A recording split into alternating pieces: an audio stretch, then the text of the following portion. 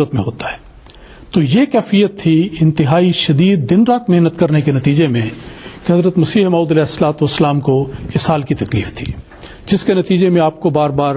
بیت الخلاء جانا پڑتا تھا، اور ظاہر بات ہے کہ اس کے نتیجے میں کمزوری ہوتی ہے. تو یہ سلسلہ چلتا رہا اور آخر میں یہ نکاحت اپنی انتہا کو پہنچی اور آپ کا وہاں پر وصال ہوا. اب جب وصال ہوا تو میں بات کو لمبی ہے اس کو ذرا مختصر کرتے ہوئے، لاہور میں 26 مئی 1908 کو جب آپ کا وصال ہوا 10:30 بجے کا وقت تھا. جو جانثار صحابہ تھے، خاندان کے افراد تھے، حضرت ام المومنین اور باقی، ان کی جو کیفیت تھی اس کا آپ اندازہ کر سکتے ہیں. لیکن اس وقت یہ کوشش کی گئی کہ فوری طور پر جنازے کو قادیان لے جایا جائے اور اس کے لیے تیاری شروع کر دی گئی. جس وقت وصال ہوا اس کے چند لمحے کے بعد جب صحابہ کو ایک لحاظ سے ہوش آئی کہ اب ہم نے کیا کرنا ہے، تو فوری طور پر چند صحابہ جن میں شیخ رحمت اللہ صاحب اور بعض اور صحابہ شامل تھے، وہ ان ڈاکٹر صاحبان کی طرف گئے تاکہ ان سے ایک باقاعدہ سرٹیفکیٹ حاصل کیا جائے. تو ڈاکٹر سدرلینڈ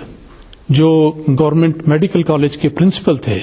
اور حضور علیہ السلام کے اس وقت معالج تھے، انہوں نے باقاعدہ اس کے لیے ایک ڈیتھ سرٹیفکیٹ جاری کیا جس میں یہ ذکر کیا کہ اسہال کی تکلیف کی وجہ سے انتہائی کمزوری کے نتیجے میں آپ کا وصال ہوا. اور یہ ان کا جو ان کے معالج تھے ان کی رائے تھی. اس کی بنا پر جو سرٹیفکیٹ جاری کیا گیا، وہاں اس وقت لاہور میں سول سرجن تھے ڈاکٹر جلنگم ان کا نام ہے، انہوں نے یہ سرٹیفکیٹ اپنے دستوں کے ساتھ جاری کیا. یہ وہ سرٹیفکیٹ لے آئے کیونکہ بار صورت وفات ہوئی ہے، باہر کی جگہ پہ سفر ہے، تو ایسے سرٹیفکیٹ کی ضرورت پیش آتی ہے. اب ایک طرف یہ کارروائی ہوئی اللہ تعالیٰ کے فضل سے، دوسری طرف یہ نظارہ بھی دنیا نے دیکھا کہ جہاں پر شرفاء نے حضرت مسیح موعود علیہ الصلوۃ والسلام کی وفات پر باوجود اختلافات کے اپنے شدید افسوس کا اور تعزیت کا اظہار کیا، وہاں پر بعض ایسے اوباش لوگ بھی تھے جنہوں نے اس موقع پر بہت خوشی کا اظہار کیا، گویا نعرے لگائے، بغلیں بجائیں کہ دیکھیں جی یہ کام ہو گیا، اور بہت اپنے کہتے ہیں کہ اندرونی بغض کا اظہار کیا اور ایک ایسا مظاہرہ کیا جو ہمیشہ میں سمجھتا ہوں کہ ایک بہت ہی برے نمونے کے طور پہ تاریخ عالم میں محفوظ رہے گا. بار صورت یہ بات ہوئی. جنازہ جب تیار ہوا بعد دوپہر اسٹیشن پر لایا گیا. جب اسٹیشن پر لایا گیا تو وہاں پر ان لوگوں میں سے جو مخالفت کرنے والے تھے اور احتجاج کرنے والے تھے، ان میں سے کسی نے جا کے اسٹیشن ماسٹر کو یہ کہہ دیا کہ حضرت مرزا صاحب کی وفات تو ہیضے کے ساتھ ہوئی ہے، یہ ایک وبائی مرض ہے اور ملکی قانون ہے کہ اگر وبائی مرض سے کوئی شخص فوت ہو جائے تو اس کا جنازہ ایک جگہ سے دوسری جگہ نہیں لے جا سکتے، ملکی قانون میں منع ہے. لیکن عجیب بات یہ ہے کہ انہوں نے الزام یہ لگا دیا، حالانکہ اس زمانے میں لاہور میں اس وبا کا کوئی نام و نشان نہیں اور کوئی شخص بھی لاہور میں اس وبا سے فوت نہیں ہوا. لیکن بہر صورت انہوں نے ایک بات بنا لی تاکہ اس میں کوئی روک پیدا ہو جائے، اور نتیجہ یہ ہوا کہ اسٹیشن ماسٹر نے اگرچہ بوگی بک کی گئی جنازہ رکھنے کے لیے، سب کچھ ہوا، اس نے اس کو آگے اس کی منظوری دینے سے انکار کر دیا. اس نے کہا کہ مجھے تو یہ اطلاع ملی ہے. اب یہ ہے اللہ تعالیٰ کے کام کہ جو ہی جب ان لوگوں کی طرف سے اعتراض ہوا تو شیخ رحمت اللہ صاحب اور باقی صحابہ جو موجود تھے انہوں نے فوراً وہ سرٹیفکیٹ اسٹیشن ماسٹر کے سامنے پیش کیا کہ دیکھیں کہ یہ وفات ہے، اس میں ہرگز ہیضے کا ذکر نہیں، کسی وبائی مرض کا ذکر نہیں، بلکہ یہ ذکر ہے کہ انتہائی کمزوری کی وجہ سے جو اسہال کے نتیجے میں تھی آپ کا وصال ہوا، اور یہ ایک عام مرض ہے جس پر کوئی قدم نہیں لگائی جا سکتی. چنانچہ اسٹیشن ماسٹر نے دیکھا اور فوری طور پر اس نے بوگی کی بکنگ کر دی اور جنازہ وہاں سے روانہ ہوا اور چلا گیا. اب یہ ہے ساری صورتحال جس پر یہ دو اعتراض کیے گئے، جس کا ایک کا میں پہلے جواب دے چکا ہوں. دوسرے کا خلاصتاً جواب یہ ہے کہ اگر وہ یہ کہیں کہ وبائی مرض سے ہیضے سے آپ کی وفات ہوئی اور یہ ان کے لیے موجب اعتراض ہے کہ آپ نے اس سے پہلے اسی قسم کا بیان لکھا تھا کہ اگر کوئی جھوٹا ہو تو اس قسم کی بیماری سے اس کی وفات ہو، یہ بات قطعاً ثابت نہیں.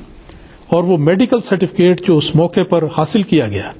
جو جماعت کے ریکارڈ میں موجود ہوتا ہے اور اسی کا حوالہ دیا گیا اور اسٹیشن ماسٹر کو دکھایا گیا، وہ اس بات کا ثبوت ہے کہ آپ کی وفات ہرگز اس وبائی مرض سے نہیں ہوئی. اور پھر اس کے بعد آپ کا جنازہ باقاعدہ ریلوے کے قوانین کے مطابق بک ہو کر لاہور سے امرتسر سے بٹالے تک ٹرین میں گیا. یہ واقعہ اپنی ذات میں ثابت کرتا ہے کہ یہ مخالفانہ الزام ہے جس کی ہرگز کوئی حقیقت اور کوئی بنیاد نہیں. جی بالکل ٹھیک ہے امام صاحب، جزاک اللہ، بڑا اچھا جامع جواب تھا. یہاں پہ میں اپنے ناظرین کو یہ بھی بات کہنا چاہوں گا کہ ابھی جس طرح ذکر ہوا اس تصنیف لطیف کا جو کہ حضرت مرزا غلام احمد قادیانی مسیح موعود علیہ الصلوۃ والسلام اس روز تحریر فرما رہے تھے جب آپ کا انتقال ہوا ہے، اس وقت جو ان کے زیر تصنیف تھی، وہ اس کتاب کا نام پیغام صلح بھی اس طرح امام صاحب نے بتایا ہے. اگر آپ انٹرنیٹ پہ ہماری ویب سائٹ پہ www.alislam.org پہ جائیں اور وہاں پہ جا کے آپ حضرت اقدس مسیح موعود علیہ الصلوۃ والسلام کی تحریرات کو دیکھیں، وہاں پہ آپ کو ایک لنک ملے گا بکس کا. بکس میں آگے آپ کو حضرت مسیح موعود علیہ السلام کی تمام کتب ملیں گی. آپ ان کتب کو پڑھیں اور اس میں آپ کو جو حضرت محمد مصطفیٰ صلی اللہ علیہ وسلم کا عشق معجزن نظر آئے گا، اس کے بعد آپ کا دل خود آپ کو یہ گواہی دے گا کہ ایسے شخص کا انتقال بہرحال ایسی حالت میں نہیں ہو سکتا جو اس طرح سے موجب اعتراض ٹھہرائی جائے اور اس کے بارے میں وہ لغو باتیں کی جائیں جو کہ مشہور کی جاتی ہیں. اور ایک اور بھی یہاں پہ بات یہ کہ جو حضرت اقدس صلی اللہ علیہ وسلم کی تحریرات ایک تو اس چیز کا ثبوت ہے، دوسرا ملفوظات حضرت صلی اللہ علیہ وسلم کی جو ہیں وہ گویا ایک کرونالوجی کا درجہ رکھتی ہیں،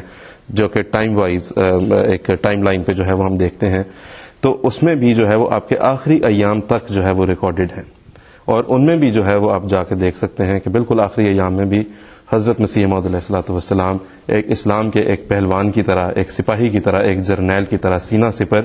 اور کچھ نہیں، صرف اور صرف اسلام کی خدمت میں مشغول اور مصروف تھے. اور ایک اور بات بھی جس کا یہاں پہ میں سمجھتا ہوں بڑا اہم ہے، وہ یہ ہے کہ وہ مماثلت جو وفات کے وقت کی نزع کی کیفیت کی حضرت اقدس مسیح موعود علیہ الصلوۃ والسلام کو ہے حضرت اقدس محمد مصطفیٰ صلی اللہ علیہ وسلم کے ساتھ، کہ ان کی وفات کے وقت ان کی زبان پر جو الفاظ وہ تھے اللہم رفیق الاعلی. اور حضرت مسیح موعود علیہ الصلوۃ والسلام کا جب انتقال ہوا تو آپ بھی فرما رہے تھے کہ اللہ میرے پیارے اللہ. تو یہ تھا حضرت مسیح موعود علیہ الصلوۃ والسلام کی وفات کا احوال. اس کے بعد ہم اب اگلے ایک سوال کی طرف بڑھیں گے. دوبارہ آڈینس میں سے ہم عبدالقدوس صاحب سوال پوچھنا چاہتے ہیں. السلام علیکم.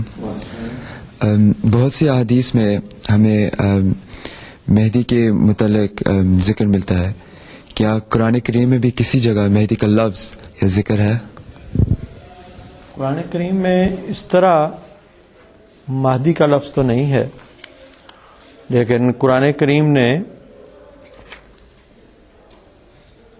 انبیاء علیہم السلام کے لیے جو الفاظ استعمال فرمائے ہیں وہ اس مضمون کے حامل ہیں. سورہ الانبیاء کی آیت 74 میں اس سے پہلے حضرت ابراہیم علیہ السلام، حضرت لوط علیہ السلام، حضرت اسحاق، حضرت یعقوب علیہ السلام کا ذکر ہے، اور اس کے بعد اللہ تعالیٰ یہ فرماتا ہے وَجَعَلْنَاهُمْ أَئِمَّةً يَهْدُونَ بِأَمْرِنَا، کہ ہم نے انہیں امام بنایا ہے جو ہمارے حکم سے ہدایت دیتے تھے. اب ائمہ کا لفظ جو ہے وہ آپ جانتے ہیں امام کی جمع ہے، اور جو اللہ کے حکم سے اللہ سے ہدایت پا کے ہدایت دے وہ مہدی ہوتا ہے. تو امام مہدی کا مضمون جو ہے وہ قرآن کریم میں موجود ہے، اور اس آیت سے یہ بات بڑی قطعی طور پر ثابت ہو جاتی ہے کہ امام مہدی دراصل ایک خاص مقام ہے جو نبوت کا مقام ہے. اور یہاں پہ بھی انبیاء علیہ السلام کا ذکر فرمایا ہے، اس کے ساتھ ہی یہ فرمایا وَأَوْحَيْنَا إِلَيْهِمْ فِعْلَ الْخَيْرَاتِ وَإِقَامَ الصَّلَاةِ وَإِيتَاءَ الزَّكَاةِ وَكَانُوا لَنَا عَابِدِينَ. اور یہ انبیاء علیہ السلام کا یہاں ذکر ہے، اس سے بھی یہ پتہ چلتا ہے کہ نبی جو امام المہدی ہے اس کے لیے ضروری نہیں کہ وہ شریعت ہی لے کے آئے، بلکہ غیر شرعی انبیاء کے لیے بھی اللہ تعالیٰ نے یہی اصطلاح استعمال فرمائی ہے ائمۃ یہدون بامرنا، کیونکہ امام مہدی جو ہے جب وہ ظاہر ہونا ہے حضرت صلی اللہ علیہ وسلم کی امت میں تو وہ نبی ہوگا. چنانچہ قرآن کریم سے اور حضرت صلی اللہ علیہ وسلم کے ارشادات سے